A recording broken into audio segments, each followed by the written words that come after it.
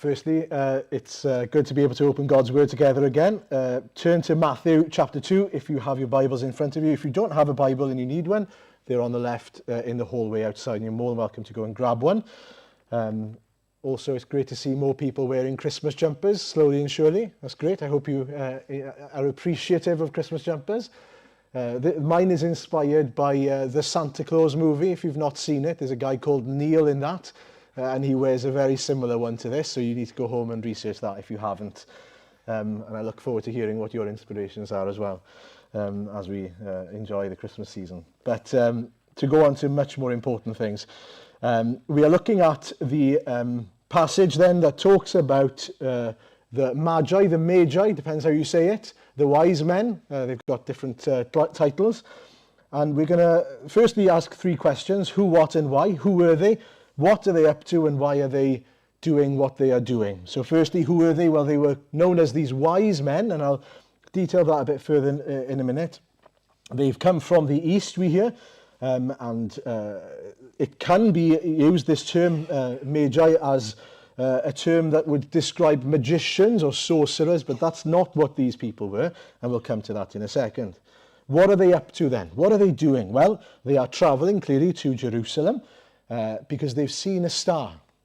I don't know about you, but I haven't travelled to somewhere because I've seen a star, so that's worthy of just taking a note of that for a second. And in particular because, and this is the why then, they want to see the King of the Jews. There's this baby that's been born, it seems, and he is known to them as the King of the Jews. So it's not a decision on a whim, obviously. They've decided through a lot of study that they are going to go and find this King of the Jews. They believe that he's worth going all the way to Jerusalem in order to worship him. That's what they tell us here. And so that's important. And just to set the scene then, it's at this point, we don't know exactly how long, but sometime after the birth of Jesus, probably a few months after Jesus has been born. And he was born in Bethlehem. I'll come back to that. And they decide to make a huge trek, a huge trip from the east to find Jesus. And as I said, they are not sorcerers or magicians. They're not like that. They're not astrologers. They're not people who have a belief system based on the stars. They are more like, if you like, a combination of theologians and astronomers. That's the best kind of description I can give you, which is basically people who looked at the Bible, they looked at what God had to say, first of all, and then they looked at God's creation and were looking for signs from the Bible that they can see. How is God moving around us? And so it wasn't one thing or the other, it was both working together, which actually is a good point because it reminds us that a lot of people might say, don't they, science contradicts faith in Jesus and you can't have science and faith. That's nonsense, because clearly here they believed in God, they believed that God was working, and they actually believed that God was working and revealing himself through the creation, and so that you could see God in the way that he was doing things in the world. And so they looked at the creation, at the stars, and they studied them, but also they studied the Word of God. That is two important factors here that we'll come to see in a minute. Now, we don't know exactly who they were and where exactly they were from. Most likely they were from Babylon, and they were probably of Jewish descent. They were the Jews that went, we've been talking about the exile to Babylon, looking at Isaiah recently. They were probably those who stayed over in Babylon at that time and didn't go back to Israel. And it seems as if clearly they still held on to some of the words that they had, the script, the word of God that they had. And as I said then, they'd come to see now, not them specifically, but others, had come to see that Jesus had been born in Bethlehem. It says in verse 1, after Jesus was born in Bethlehem in Judea.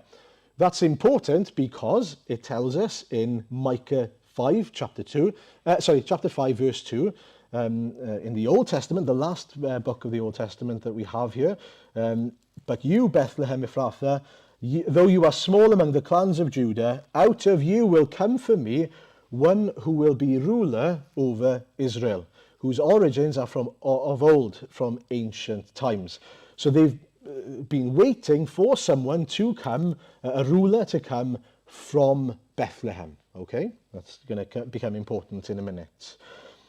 And it reminds us that Jesus was born in Bethlehem, this insignificant, small place that meant nothing. It was held in low esteem, not important, to show that there was no glory that belonged to a particular place where Jesus was born. And so it wasn't that, because he was born in Bethlehem, Jesus was a big deal. Rather, he put Bethlehem on the map. Bethlehem is a big deal because of Jesus, not the other way around. And to be honest with you, that's the case with anyone associated with Jesus. It's not you who puts Jesus on the map. Jesus puts you on the map. If you are known, it's because of Jesus, not the other way around. And then we also hear that Herod is the king. It says during the time of King Herod.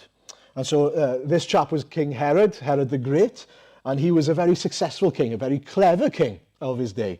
But he was also a horrible king. You could be clever, you could be successful, but not by good means. And that's exactly what he was. He was oppressive, he was harsh, he was willing to stamp all over people who were under his authority in order to gain success, notoriety, to be this big king that he wanted to be. And he wasn't of Jewish descent either. Actually, he was an Edomite. He was from Edom. And so he was brought in, his father in particular, brought in by the Romans to be what we call a vassal king, if you like, a babysitter for the Romans, to be babysitting the Israelites. That's the best way I can describe that. And because he's so power hungry then and self-serving, we come to see that his response is very much in line with his character, the response to hearing about Jesus. So hopefully that sort of sets the scene for us. We've got this horrible king, we've got Jesus born in Bethlehem, we've got these wise men coming from Babylon, most likely, maybe Persia, and travelling along. And the first question I'd like us to consider this evening then is, why did they go, the wise men go to such great lengths to find Jesus? Why did they bother making such a big effort, going on such a long journey? I don't know if you've ever thought about that, but these guys were settled in Babylon or Persia, but probably Babylon. And to travel from there, just to Jerusalem first of all, was 800 or so miles. I don't know about you, but I don't fancy that trip. Even if not just walking, probably with camels, but still, I wouldn't want to do 800 miles on a camel, to be honest with you. That is a long journey. That's a tremendous effort, isn't it? People make estimations, who knows whether they're right or not, at least 40 days, it seems, of a journey to go from Babylon all the way to Jerusalem. It's not a case of hearing that there are floods down near Johnstown and going and having a look. It's not that. This is, I'm deciding to leave my family, my work, my home, everything. And don't forget the journey back as well. So we're talking at least 80 days in order to find a baby. Now, I know people like babies, and I know babies are cute, but still, 80 days on a camel to find a baby? It's pretty outrageous if you consider it just, at face value, isn't it? So why? And even then, they tell King Herod, don't they? Where is the one, it's in verse 2, where is the one who has been born King of the Jews? And so they're looking for not just a baby, but a king. And so we start to understand, okay, so they're looking for a king.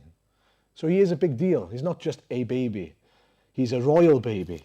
He's King of the Jews. But the Jewish nation at the time were not that impressive a nation either. And so even that was a little bit, well, so what if he's King of the Jews, really? Because the Jewish nation are not much of a nation anyway by this point. They're under the thumb of the Romans. They're a nothing nation, is what they'd have been considered. And so another aspect of it, well, so what that the King of the Jews had been born, in a way? Okay? But what we come to understand is that there's so much more to it than that. They don't just look at the sky, see a star, and go, I'm going to pop down to Jerusalem. So what we come to learn is that there's a reason why. And the reason why is because this king is more than an ordinary king. He is more than an ordinary king. And it's not just them who have understood something about that. Because look at the response of the chief priests and the teachers that respond. So this is what happens then. Herod hears this news. Where is the one who has been born king of the Jews? We saw his star when it rose and we've come to worship him. Then he hears this and he was disturbed, and all Jerusalem with him. So not just him that's shocked, all of Jerusalem is as well. And then when he had called together all the people's chief priests and teachers of the law, he asked them where the Messiah was to be born. It's interesting because, do you notice, he doesn't ask, is this true? He doesn't ask, is there such a thing as a Messiah that will be born? What he asks is, where is he then? He wants to find out more. And then the chief priests and the teachers don't argue the point, oh, there's no such thing, you're the only king.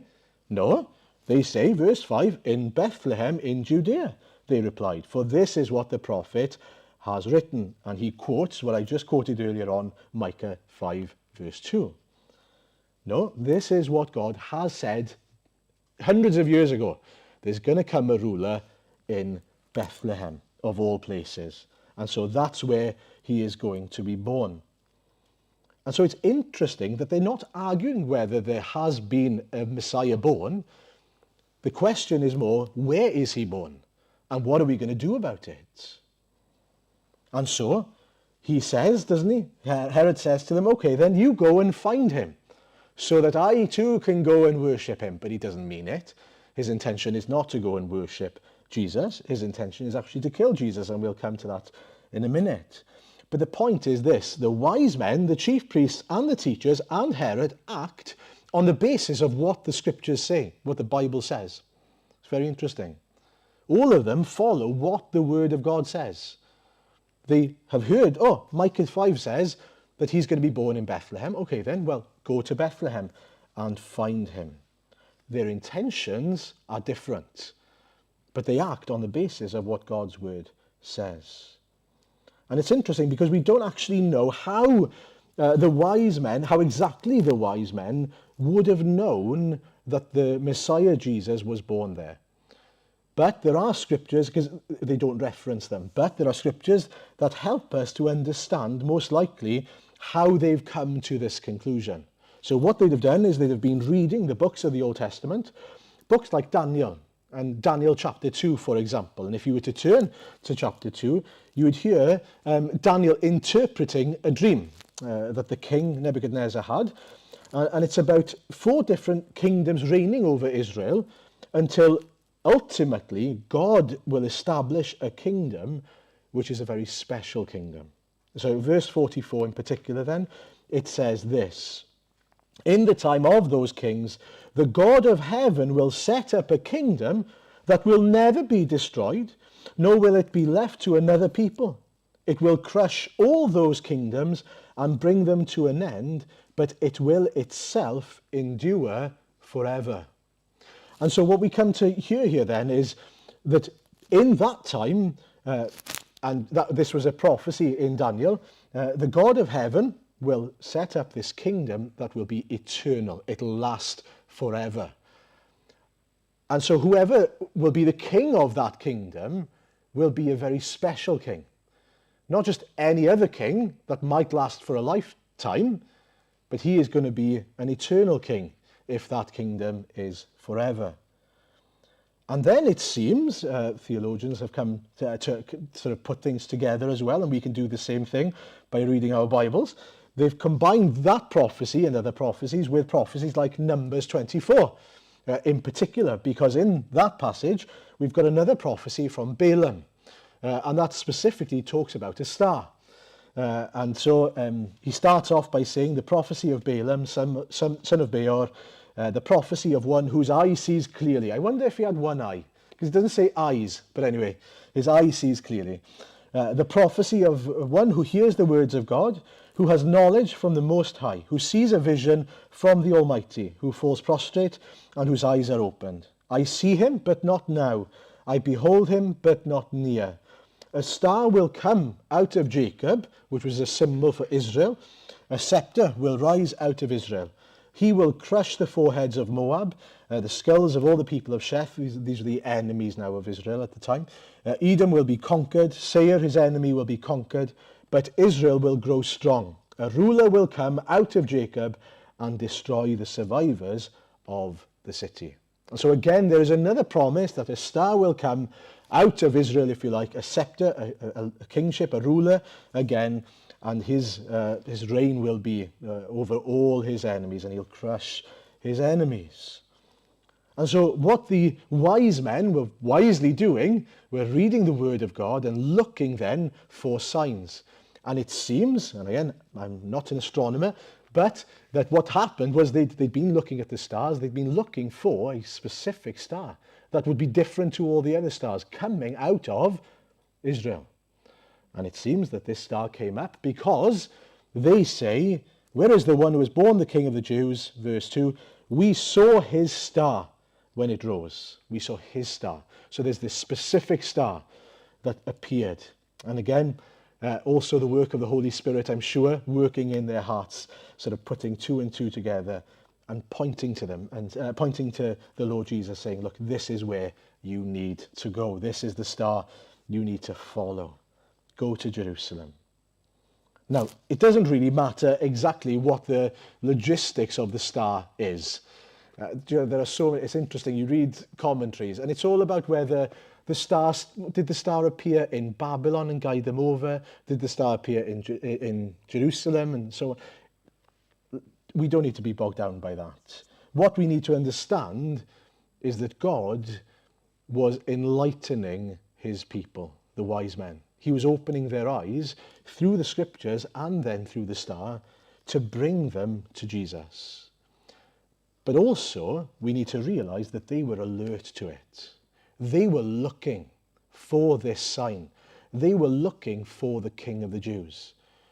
They knew that there would come a time where there would be an eternal king who was going to reign. And when they saw the star, they knew it was the right time. They were alert then. And they were so convinced that they were willing to count the cost and the sacrifice of leaving their homes and making that huge journey because they knew there's an eternal king at the other end. Not just any king, but the eternal king who is going to start a new kingdom, which is God's kingdom, the church. That's why they went, because they realized this is not just any king. Do you remember those adverts? This is not just any cake. This is an M&S, luxury Belgian chocolate cake, which is the best of all. Well, it doesn't compare with this. This is not just any king. He is the King of Kings. This is bringing an end to all other sort of kingships and reigns, because his reign will last forever. His reign, even from 2,000 years ago, still continues to be the kingdom and will be the kingdom forever. And so they seek him out. They find him. They go. And they go not even doubting. I don't know if you notice. They are not asking the question, has there been a baby born? And I love that. Where is he then? That's the question. Where is the king? We want to see the king. They knew that he was born. They trusted wholeheartedly. And what a joy. Do you notice the joy that they have when they meet the Lord Jesus Christ? Verse 10. When they saw the star, first of all, they were overjoyed. And it seems there, what's happened, right, is that they saw the star coming up, first of all, from most likely a distance, from Babylon looking at Jerusalem or Israel. And they went there. And then the star appeared to them again as they came to the palace. Because it's in verse 9, after they heard the king, they went on their way. And the star they had seen, when it rose, went ahead of them until it stopped over the place. When they saw the star, they were overjoyed. On coming to the house, verse 11, they saw the child with his mother Mary, and they bowed down and worshipped him. They worshipped him. The first thing they did was worship the king. They bow down and they give all homage to him. They worship him. They give him all glory. And then they give him gifts, as we all know. We know the story: gold, frankincense, and myrrh. And we'll come back to that in a minute.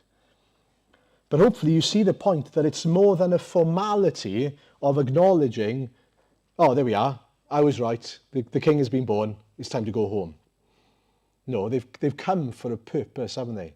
They said right at the start, in fact, we saw his star when it rose and have come to worship him.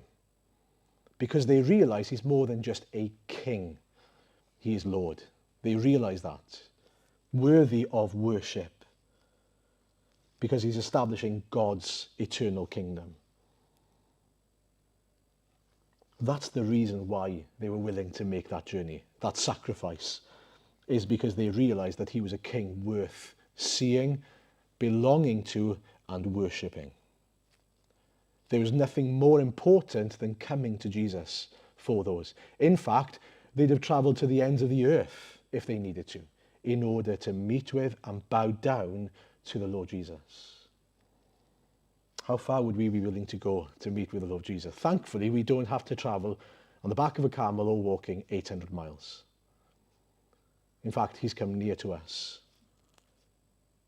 And we can simply come and worship him and adore him because his Spirit is near to us.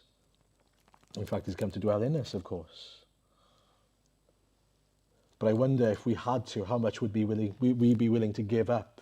There is a sense in which we need to sacrifice our own pride, see our need for a Lord and a King in order to be able to worship him. And we'll come to that secondly.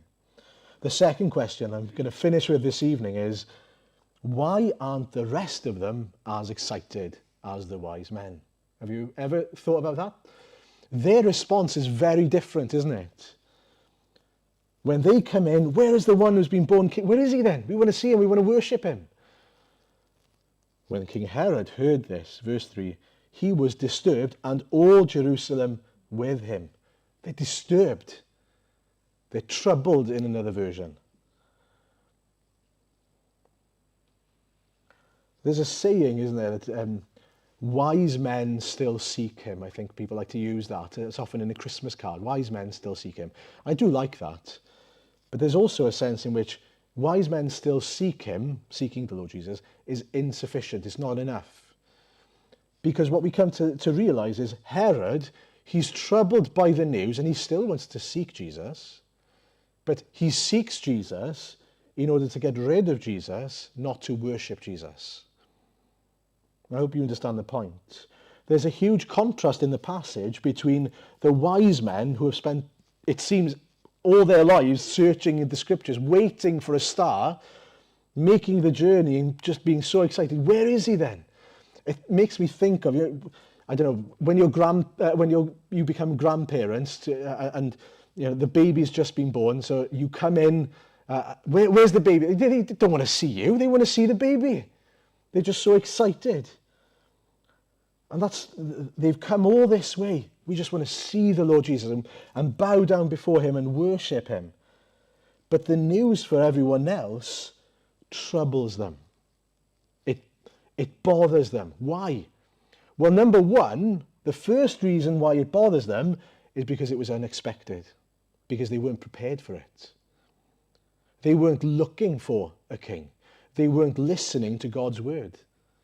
But some people did know God's word, clearly, because what we come to understand is that the chief priests and the teachers, they knew what the Bible said. They knew he was meant to be born in Bethlehem.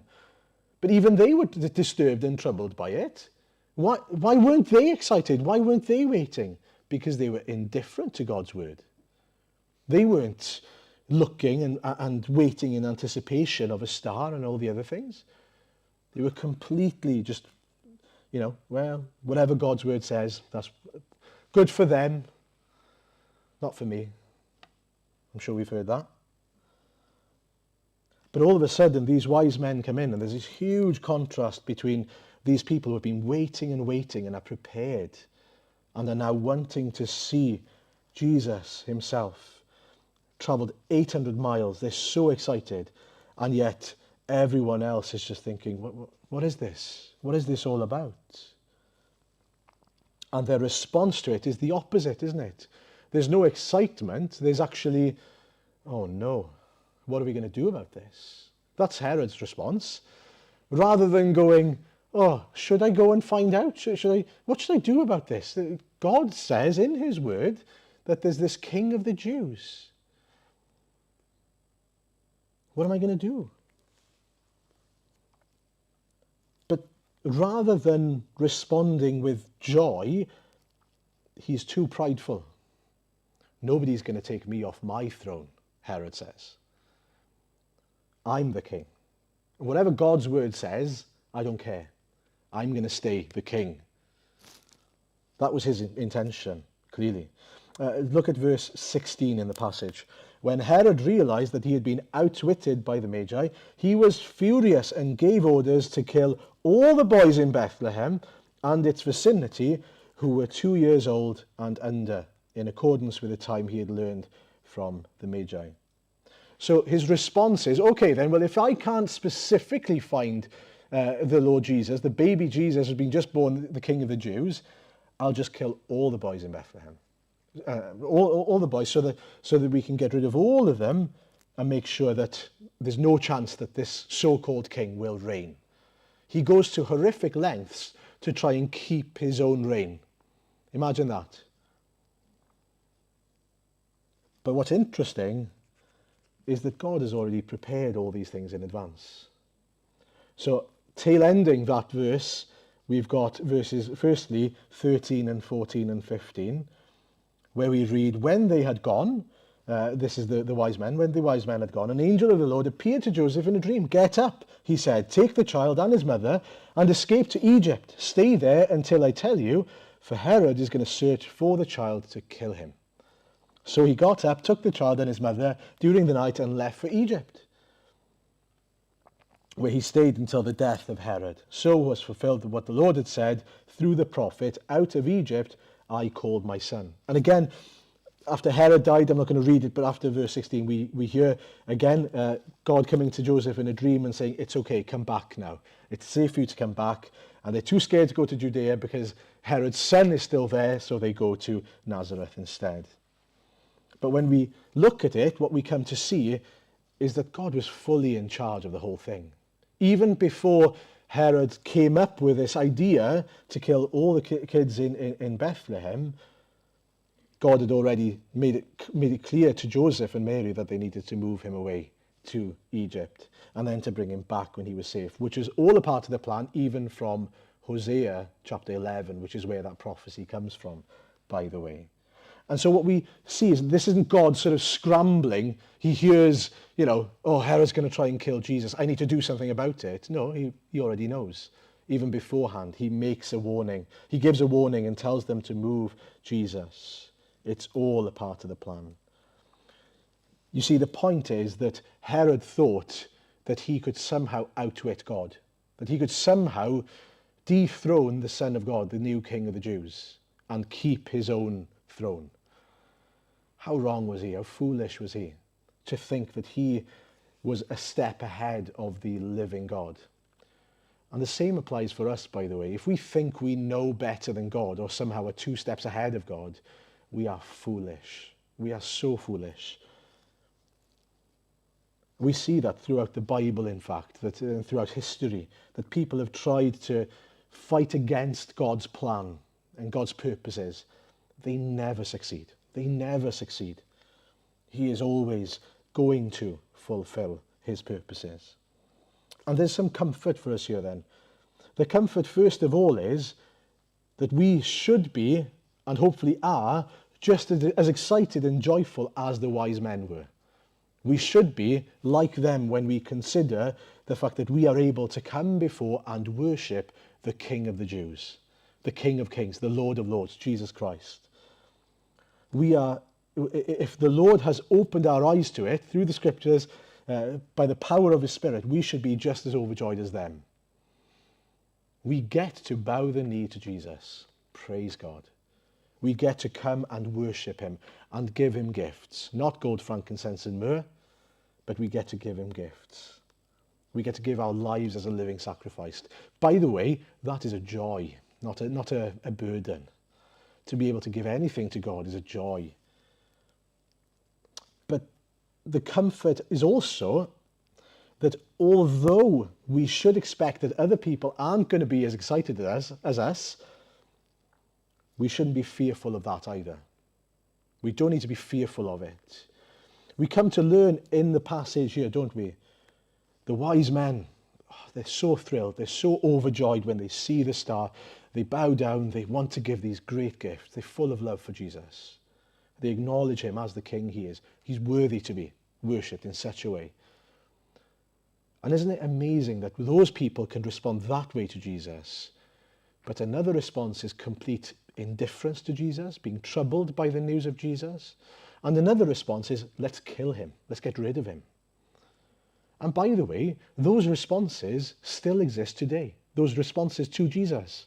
Some people will hear about Jesus, and believers of Jesus Christ, people who declare that Jesus is king and he reigns, and they'll want to get rid of him. They'll be troubled by it. They're going to be riled up by it. That exists today because it's a threat to the lordship of their own lives that they have. They want to be in control. Who are we, who is God, to tell them who they are and how they should live? Well, he is God. That's who he is. It riled Herod up when they came to him and said, hey, Herod, Mr. Pretend King, where's the real king? Because that's basically what they were saying, wasn't it?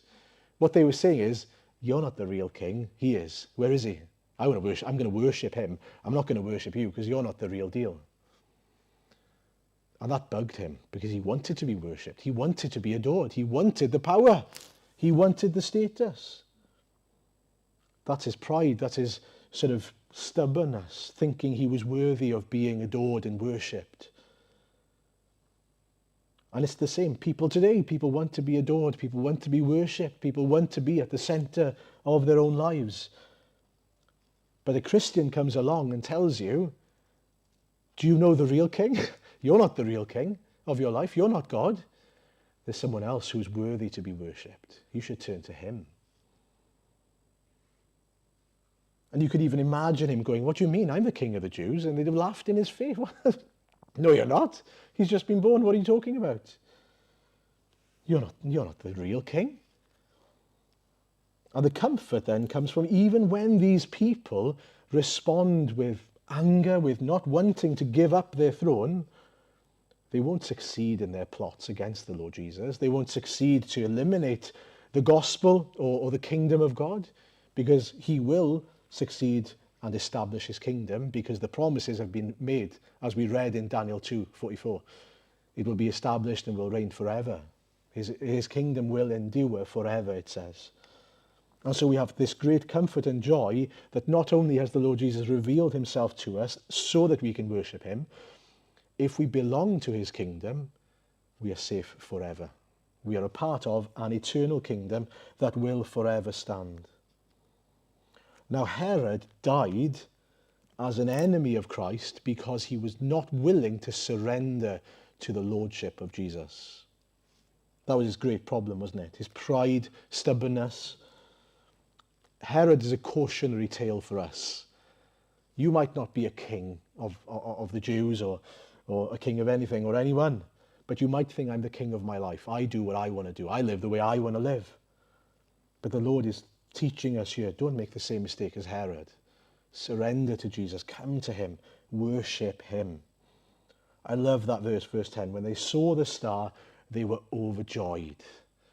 When they saw the star, that's a representation of the word of God sort of making itself known to them. Personally, I can't tell the difference between one star and the other. I don't know about you.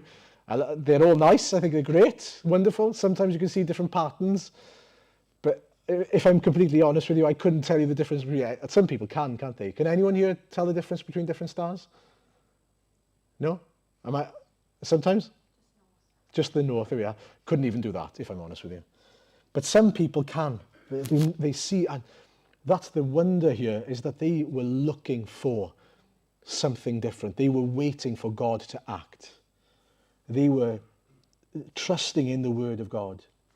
In the same way, when we come to Christ, we accept his word and we lean on it. We are trusting wholeheartedly in his word. They were waiting for God to move, and when he does, they were rewarded for it with great joy. And they come and they give gifts, as I said earlier. Gold, frankincense and myrrh. I don't have gold, I don't have frankincense, I don't have myrrh. What I do have is my life to give the Lord Jesus. He doesn't need it, but he's worthy of it. He doesn't need my life, he doesn't need anything from me. He doesn't need anything from you, but he deserves it. He deserves that we give of ourselves wholeheartedly. And there is something to a lot of what the gifts are that were given, the gold, frankincense and myrrh. I'm not going to go into it too deeply, but it's clear that they symbolize different things. And gold, you'd expect maybe to be given to a king, but it was also sort of a sign of divinity, or a divine being as well. The things that were divine were often overlaid with gold at the time, and so it's fitting for God and a king, you could say, to be given gold. Frankincense is a different story. It's a resin, sort of like maple, I suppose, in a way. It comes from a tree, and it's a sweet-smelling aroma when it was burnt, and it was used for worship. It's quite interesting there. I did wonder whether they'd read Isaiah 53 maybe, and they were thinking, well, this king is going to be also a sin offering, a sweet-smelling aroma to the Lord. I don't know. And then myrrh is a spice, again from a tree, I believe. It was used for embalming. It was also in the drink that the Lord Jesus drank before he was crucified. And it seems that myrrh at the time when these things were happening was a sign or symbolic of affliction and suffering. Again, if we think back to Isaiah 53, which we looked at last week, we may remember mention of a man who was familiar with suffering and affliction. And I don't know how much of the wise men knew of that, but they gave gifts that were very fitting for the one who was receiving them. And over all that, it was also fitting that they received these valuable gifts that would enable them to go all the way to Egypt and to come all the way back to fulfill God's purposes as well. What will you give to the Lord Jesus? He doesn't need anything, but have you surrendered your life, your heart to him? Are you overjoyed this evening because you've seen who the Lord Jesus is and you've worshipped him? You've fallen down, metaphorically speaking, and worshipped him. You've given your life to him. Or are you still like Herod? No, I want control over my own life. Understand that he died a fool if you'd follow his example. I came across a verse which is quite lovely, Proverbs 23 verse 6. My son, give me your heart and let your eyes delight in my ways. That's exactly what the Lord is calling on us to do. Give me your heart and let your eyes delight in my ways. Don't worry if you don't have gold, frankincense and myrrh. And in fact, Jesus doesn't need you, but he wants you to know him, to belong to his kingdom, so that you can worship him, know him, and have the same joy and comfort that these wise men had. For his name's sake, for his glory and his alone. Amen.